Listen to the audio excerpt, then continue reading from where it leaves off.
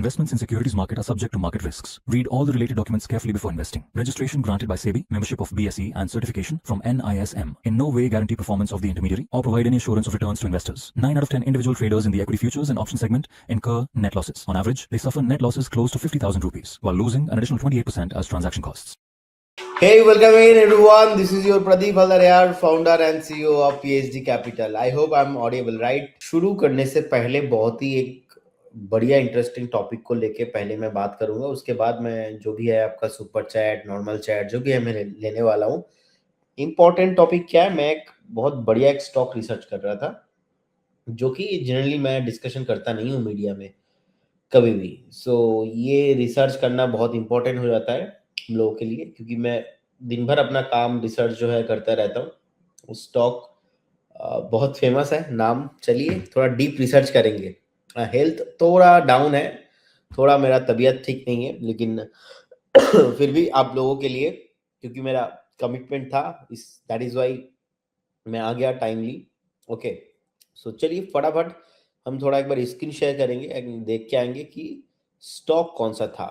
Stock आज जो मैं डिस्कशन करने वाला हूँ वो बेसिकली है जेपी पावर। दोस्तों, जेपी पावर को लेके आज मैं जनरली डिस्कशन करने वाला हूँ, ठीक है। और जेपी पावर को लेके डिस्कशन भी क्यों है, इसका भी पूरा एक लॉजिक है, ठीक है। इसका भी पूरा एक लॉजिक है जेपी पावर को लेके डिस्कशन क्यों, बिकॉज जेपी पावर में ऐसा कुछ न्यूज देखने को मिल रहा है। ये न्यूज बहुत ही इंपॉर्टेंट है। न्यूज है कि क्या, JP power ventures adds director disclosure to AGM notice. जो एनुअल जनरल मीटिंग होता है, यहाँ पे डायरेक्टर्स ऐड किए हैं जेपी पावर वालों ने। अब जेपी पावर का स्टॉक का प्राइस आपको दिख ही रहा होगा साइड में, 16.95 के आसपास, ठीक है। तो ज्यादा ऐसा कुछ प्रॉब्लम अभी तक नहीं हुआ है जेपी पावर स्टॉक में, ठीक है। और अगर हम यहाँ पे थोड़ा चार्ट देखेंगे कि चार्ट क्या बता रहा है, चार्ट क्या लग रहा है, वो भी हम थोड़ा देख लेते कि स्टॉक का परफॉर्मेंस न्यूज क्या है, इसका पीछे का स्टोरी क्या है।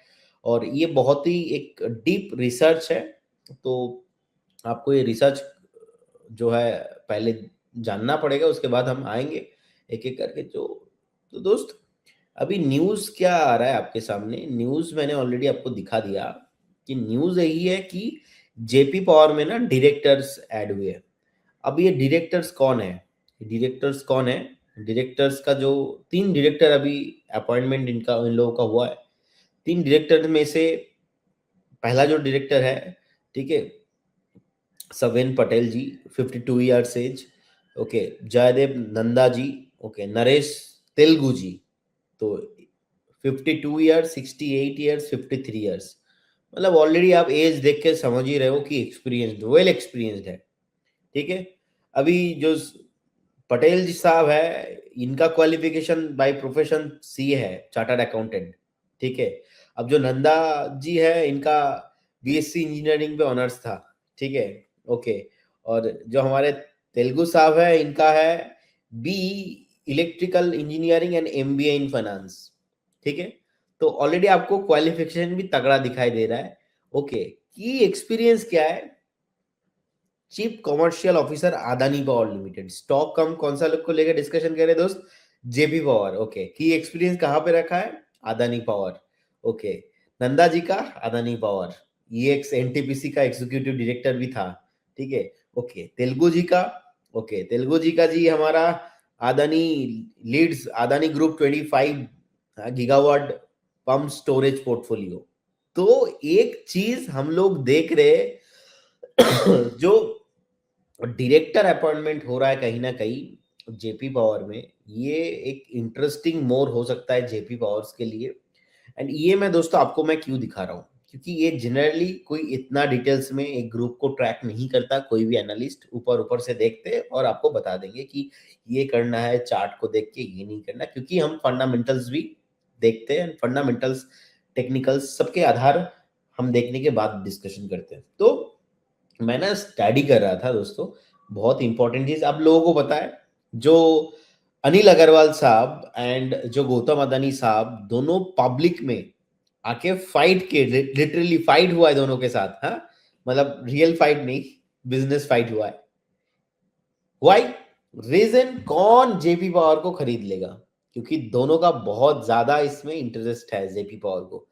मैं 2-4 बार मैंने बोला भी है ओपन मीडिया में कि 2 बिलियनियर एक ग्रुप एक कंपनी को खरीदने का क्यों कोशिश कर रहा है।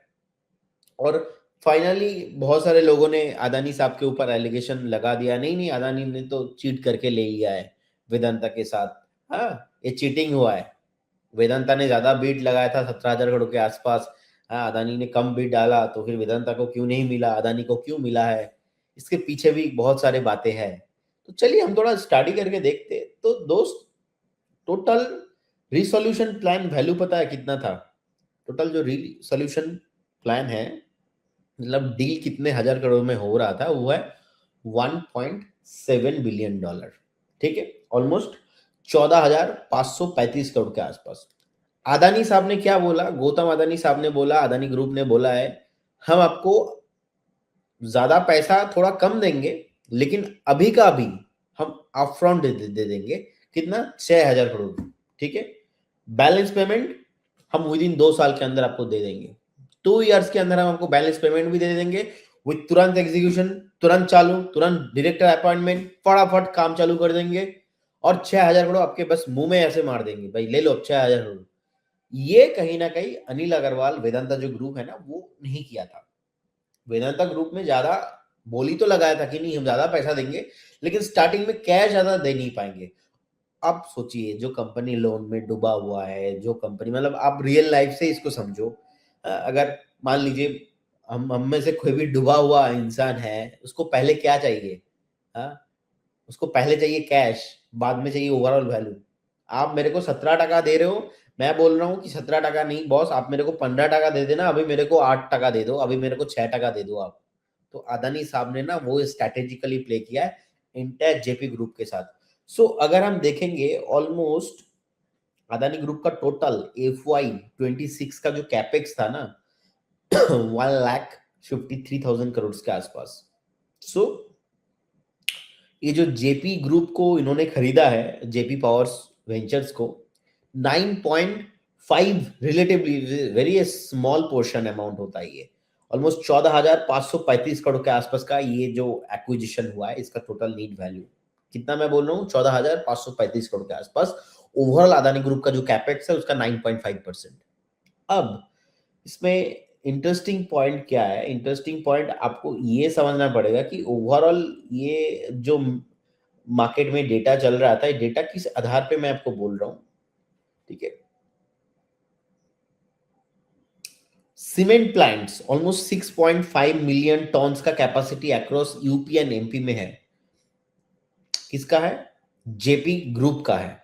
ठीक है, आप देखेंगे यूपी में एंड एमपी में ऑलमोस्ट 6.5 मिलियन टन है। पावर एसेट है इनका 2120 megawatt operational capacity, hydro plus thermal दोनों मिक्स करके है। प्राइम लैंड इनके पास almost 3,985 acres Noida and greater Noida में इनका नियर जो जेवर एयरपोर्ट है इनके पास लैंड है, वो एकदम प्राइम लैंड है। ठीक है, अब कोई भी अगर अदानी ग्रुप हो जाए या तो डालमिया ग्रुप भी बेट लगाया था, लेकिन डालमिया ग्रुप ने बाद में कुछ नहीं किया। ठीक है, जो बुद्ध इंटरनेशनल सर्किट है, India only Formula 1 track. Okay, hotel and resort भी इनके JP hotel across business and tourist hub भी है इन लोगों के पास। रियल स्टेट में जेपी ग्रुप का भी यहाँ पे नाम आता है, जो कि प्रीमियम एनसीआर में इनका बहुत अलग अलग प्रोजेक्ट भी चल रहा है। बहुत सारे इन लोगों का हाइड्रो प्रोजेक्ट भी चल रहा है अभी, स्ट्रैटेजिक हाइड्रो पावर एसेट इन हिमाचल प्रदेश। हिमाचल प्रदेश में भी जेपी ग्रुप का, ये बहुत इंटरेस्टिंग होने वाला है रिसर्च। आप थोड़ा ध्यान से सुनिए, स्टॉक क्वेरी हम लेंगे, लेकिन ये रिसर्च आप लोगों के साथ शेयर करना बहुत इंपॉर्टेंट है। और आपको ये बात 1 मिनट पे हम कभी भी अलग चैनल पे बता नहीं पाएंगे। It will take 10 to 15 minutes at least, आपको प्रॉपर स्टडी करना पड़ेगा। मैं आपको पूरा खुल के इसका इंटरप्रिटेशन भी दे रहा हूँ। ठीक है, सो ओवरऑल क्या था? डेट था कितना? 57,000 करोड़ के, उससे भी ज्यादा डेट है ग्रुप के आसपास। ओके, बट द एसेट और मोर रिप्लेसमेंट वैल्यू भी है। सो ये बेसिकली इन लोगों के पास ना एसेट है, जेपी पावर के पास ही एसेट होने के कारण अब कंफ्लिक्ट ऑफ इंटरेस्ट क्यों है? कि ओनली अदानी साहब ही खरीदने के लिए सबसे इंटरेस्टेड है? अच्छा, अनिल अग्रवाल जो वेदांता का फाउंडर एमडी है, उनका इंटरेस्टेड क्यों है? बिकॉज गौतम अदानी को चाहिए ना एक सीमेंट कैपेसिटी वाला एक हब। ऑलरेडी उन लोगों ने क्या किया था, अंबुजा सीमेंट के साथ इंटीग्रेशन कर लिया था। अब इनके पास क्योंकि एनसीआर लैंड बैंक नियर जेवर इंटरनेशनल एयरपोर्ट के आसपास इनके पास एक massive real estate upside project इनको मिल जाएंगे रेडीमेड, है ना। जो अदानी इंफ्रास्ट्रक्चर इकोसिस्टम है उसमें क्या हो जाएगा, पावर हो जाएगा, सीमेंट हो जाएंगे, रियल एस्टेट हो जाएंगे, लॉजिस्टिक हो जाएंगे, right. Already already they have Adani power, और उसके साथ साथ अगर जेपी पावर को ऐड कर देंगे, कहीं ना कहीं 2120 मेगावाट इनका स्ट्रेंथ पोटेंशियल बन जाएंगे। अब अनिल अग्रवाल साहब क्यों इसको बेट डाल रहे थे वेदांता ग्रुप में? अनिल अग्रवाल साहब जो है दोस्तों, मैं अभी पूरा स्टडी कर रहा था, ये जो पूरा ओवरऑल ग्रुप है ना बहुत इंटरेस्टिंग है, और रिसर्च करते करते मेरे को लगा कि नहीं, आप लोगों के साथ डेफिनेटली शेयर करना चाहिए। आपको पता है अभी जब रिसेंटली वेदांता ग्रुप ने डिमर्जर हो गया, डिमर्जर के बाद वेदांता ग्रुप क्या हो गया, Vedanta steel and aluminium, Vedanta power, है ना, वेदांता का अलग अलग स्टॉक, तो पूरा ये आपको अलग अलग स्टॉक अभी लिस्टिंग में दिखाई देंगे। तो सीमेंट जो ग्रुप है ना, इसमें भी इनको एक वैल्यू एडिशन होते हुए दिखाई देंगे। एंड उनके जो कम्युनिटी साइकिल है उनका भी थोड़ा डिपेंडेंसी कम हो जाता अगर ये डील इनको मिल जाता, ठीक है ना। अच्छा, अदानी साहब ने कितना बीड लगाया था? अदानी साहब ने बीड लगाया था 14,535 करोड़ का। वेदांता साहब ने कितना बीड लगाया था? वेदांता साहब ने बीड लगाया था ऑलमोस्ट 17,000 करोड़ के आसपास। अपफ्रंट कैश कितना दिया अदानी ग्रुप ने? अदानी ग्रुप ने अपफ्रंट कैश दिया था ऑलमोस्ट 6,000 करोड़ के आसपास। ओके, एंड वेदांता उससे बहुत कम था। ओके, रीपेमेंट बोला इन लोगों ने, अदानी ग्रुप ने बोला हम 2 साल में जेपी पावर का पैसा जो कि 14,535 करोड़ हमें देना है, अभी 6,000 करोड़ दे रहा हूँ, बाकी 2 साल में हम रीपेमेंट कर देंगे। ये धंधा है, बिजनेस है। ओके, और इन्होंने थोड़ा बोला था और हमको थोड़ा लंबा टाइम चाहिए। और सीओसी वोट्स होता है दोस्तों, ठीक है, बीडिंग वोट होता है। एनसीएलटी में मैटर चला गया था, बाद में वेदांता ग्रुप ने केस भी किया, लेकिन जो फेवर आया वो अदानी ग्रुप के आसपास ही आया, रिजेक्ट हो गया वेदांता का, एंड फाइनली अदानी ग्रुप के पास माल चला गया 93.81% रेशियो के साथ। अब मैं ये आपको क्यों बोल रहा हूं, मैं ये आपको क्यों बोल रहा हूं, इसके पीछे क्या रीजन है, ठीक है, इसके पीछे क्या रीजन है? सो मैं मेन बॉटम लाइन समरी बताता हूं, ठीक है। अदानी ग्रुप ने जो जेपी पावर को एक्विजिशन कर लिया है विदाउट एनी मीनिंगफुल स्ट्रेस, और जिसका मैंने बता दिया उनका कैपेक्स का ऑलमोस्ट 9.5% है टोटल ईयरली बजट का, तो ऐसा ज्यादा कोई प्रॉब्लम नहीं लगता है हमें, ठीक है। अब कहीं ना कहीं इनके डेट भी कम होते रहेंगे, ठीक है। जो पहले डेट था इनके पास वो भी कम हो चुका है अदानी जेपी ग्रुप के आसपास। अब रिसेंटली जो डेवलपमेंट चल रहा है, ये डेवलपमेंट आप लोगों के सामने है कि अदानी ग्रुप ने टेक ओवर करने के बाद ऑब्वियसली अदानी ग्रुप की कंपनी है, तो अभी एक्सपीरियंस लोग लेके आएंगे ना, ये अदानी ग्रुप का लीडरशिप है। कोई भी स्टॉक्स अगर कोई भी कंपनी को रन करते हैं ना, तो एक्सपीरियंस लोगों को लेके आते हैं। डाल दिया 3 डायरेक्टर को इधर, और वो भी चार्टर अकाउंटेंट, ये यो एमबीए फाइनेंस, अदानी पावर का चीफ कमर्शियल ऑफिसर था, कोई सीओ था, कोई लीड कर रहा था। बहुत बढ़िया एकदम। तो अभी ये है सीन दोस्तों, क्या करना है क्या नहीं करना दोस्त, ये तो आपका डिसीजन रहेगा। मेरा काम है आपको अल्टीमेटली समझाना, बताना, इंफॉर्मेशन देना, ये तो आगे आपका डिसीजन रहेगा। लेकिन जब मैं ओवरऑल चार्ट देख रहा था एंड ओवरऑल बैलेंस शीट देख रहा था, तब मेरे को लगा कि नहीं, आप लोगों के साथ थोड़ा और डिटेल शेयर किया जाए। अगर हम थोड़ा देखेंगे, ऐसा नहीं मैं बोल रहा हूँ कि 1 साल से स्टॉक चल गया है, ठीक है। जेपी पावर बहुत ही एक वैल्यूएबल पोर्टफोलियो में अभी मिल रहा है। देखेंगे 11,600 करोड़ के आसपास का मार्केट कैप है ना।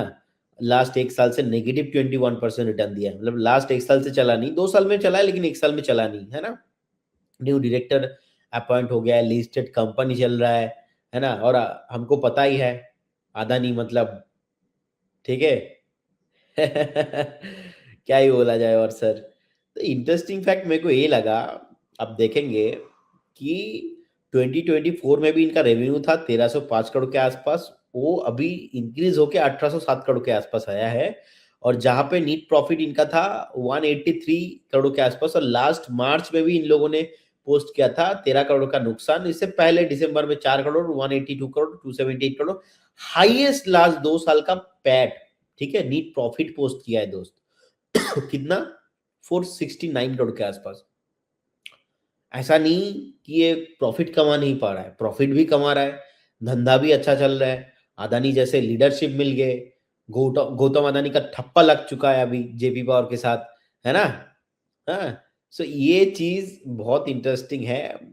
तो मेरे को ये लगा आपके साथ थोड़ा मैं शेयर करूं complete analysis of Jaiprakash power, JP power. तो मैंने बस आप लोगों के साथ शेयर किया। एंड तो कैसा लग रहा है आपको अभी ये जानने के बाद कि जिस तरीके से हाई, क्योंकि क्या है ना, आप लोग रिटेलर हो, आप देखेंगे क्योंकि स्टॉक भाग रहा है, सर स्टॉक भाग रहा है।